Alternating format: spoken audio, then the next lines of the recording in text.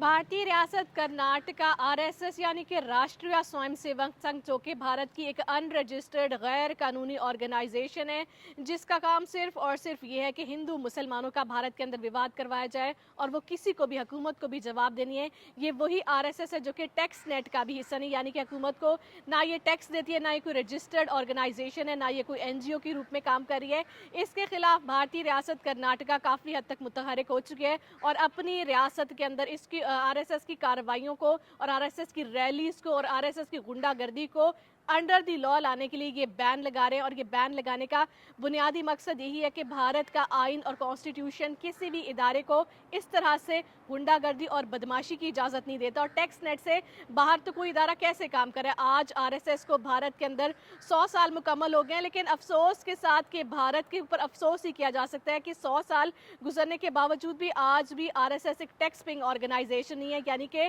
भारत की हुकूमत को, भारत के अंदर किसी की भी सरकार हो, किसी की भी हुकूमत हो, फिलहाल भाजपा की सरकार है और वो अच्छा खासा आरएसएस के एजेंडा को आगे प्रमोट भी कर रहे हैं। मुसलमानों के खिलाफ हिंदू धर्म का नाम लेके ये आरएसएस ऐसी ऑर्गेनाइजेशंस ऐसी भारत के अंदर घिनौनी कार्रवाइयां करें जिसके खिलाफ कर्नाटका की स्टेट काफ़ी हद तक मुतहरक हो चुकी है। और ये भारत की पहली रियासत होगी अगर इसके अंदर आरएसएस के ऊपर बैन लगा दिया, जिसके हवाले से उनके एक सीनियर आईटी के वजीर प्रियंक खरगे ने एक अहम बयान दिया